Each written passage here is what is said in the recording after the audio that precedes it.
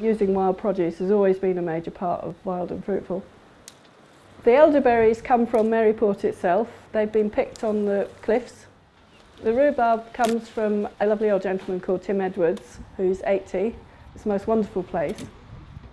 I love looking at old recipes and rejigging them for today, particularly with wild products that you can incorporate. The rhubarb is going into a fig and rhubarb relish, and the elderberries are going into a hedgerow fruit conserve.